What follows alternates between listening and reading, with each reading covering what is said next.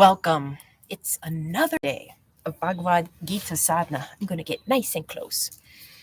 And I can see from my little monitor here that there are at least a couple of you joining me live, and hooray! And then more joining later. I'm Atmadarshan or Laura, however you prefer to call me. And we are continuing our journey through the Bhagavad Gita and its main concept of Samatvam. And today we're going to take a look. Ever feel like you're being watched? Cat. But he's important because he fits in with what we're talking about today. So taking a look at the key concept of Samatvam through the Bhagavad Gita, how that applies to your life, to your development. Samatvam meaning equanimity. And one way we've really been looking at it practically is finding the balance between opposites. And we're in chapter 17. Informally, I'm not chanting any verses today, and I haven't for the past couple days. Chapter 17 is the one about discerning between the three types of Shraddha or faith. And what I find interesting about this as we're coming to the end of the Gita is, Krishna has been talking almost directly to Arjun at some points throughout the Gita. Like Arjun has a question and Krishna answers it directly. And what's wonderful is that in the specificity of his answers, he's also addressing us universally. Now, in this chapter, though, Krishna is really making a point to describe not only Arjun specifically, but all people. And he's done this in other chapters, like about the gunas. Toward the end of the book, it seems like Krishna's expanding his reference point. He's really making this obvious that he's not just speaking to Arjun, but to all of us. And the idea here, especially in this chapter, and then as we go on to the next one, is, Arjun's been really worried about his own little problems, and Krishna is trying to show him how gradually expanding his viewpoint and seeing how his problems are universal problems, and also his challenges are connected to everybody in the world. He's not going through this alone. Many of us think we're going through our challenges and struggles in isolation, but we're not. Other people pick up on it. For example, my cat here, he knows when there are challenges in my life, it affects him. And if a cat knows, your children know, your relatives know, your friends know, they pick up on this stuff. And the more you struggle, the more it affects them. The more you resolve your struggles, find peace, find your true self, and get comfortable with that, the more it affects others. And I'm also thinking about community because, a couple of reasons. When I first started this practice, I thought, I'm just going to go out and I'm going to do my balance pose. I'm going to do my 5 minutes of contemplation, whatever the weather, and it's going to be a nice short daily practice and be done. And reflect, of course, upon an aspect of the Gita. And then for some reason I got the idea, I'll just put it on YouTube also. I don't know if anybody will watch, but why not? And it's interesting because that decision changed my sadhana. It wasn't just for me, about me, like I could stumble out in my jams all the time and do it and then run back in right away, not put much thought into it, maybe not be present. But the thought that other people were joining in, even possibly watching, transformed the practice.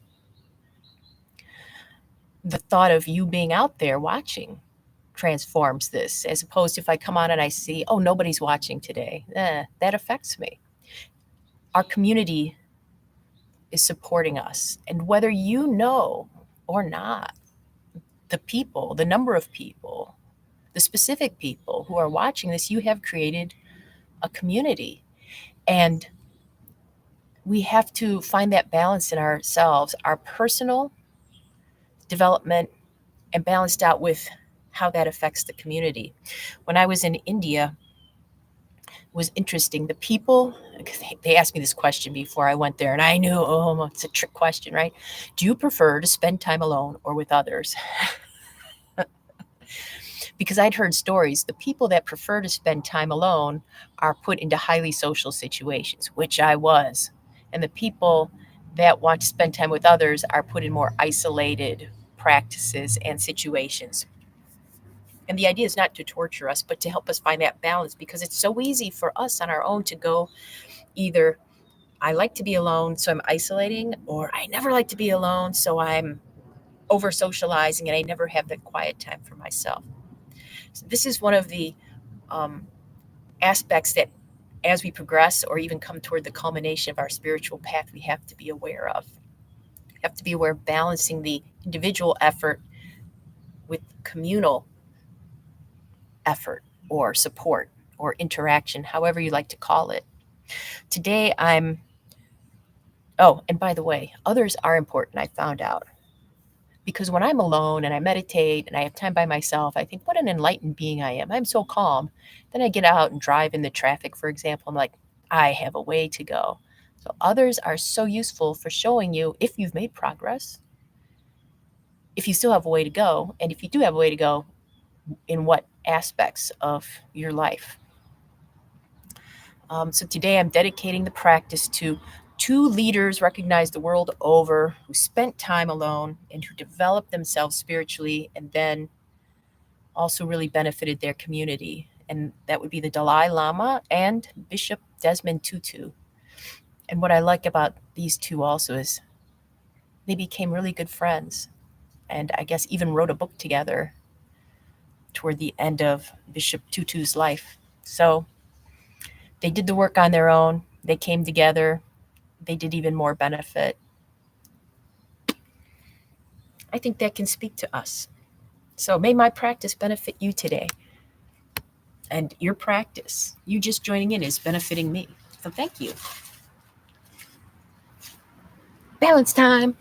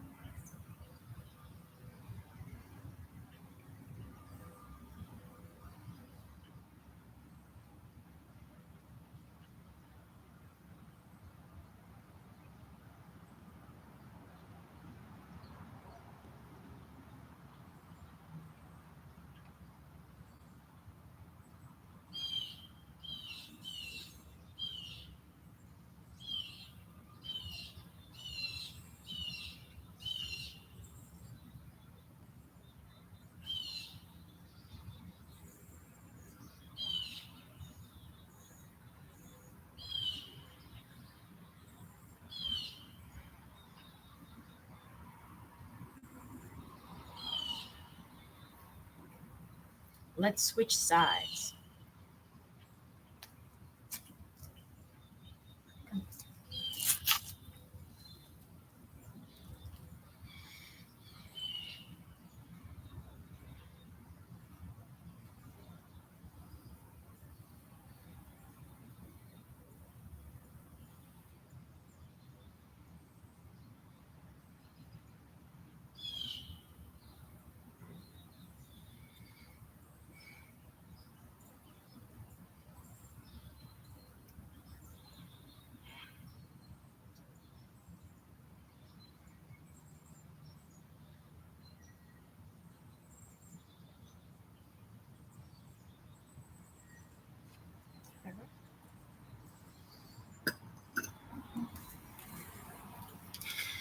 I was out here realizing just how much my community of non humans has supported me. All the flowers, all the birds,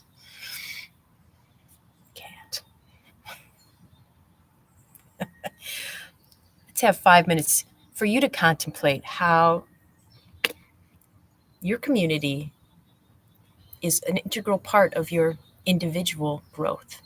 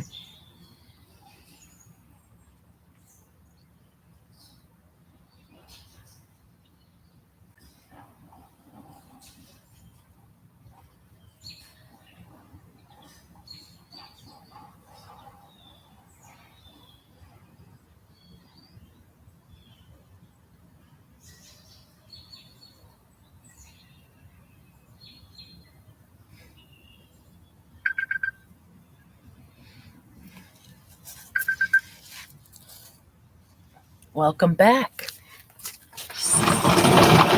Come here. Oy. Meow, meow, meow. How was that for you? Thank you so much for being part of this community. It has transformed my practice and my life.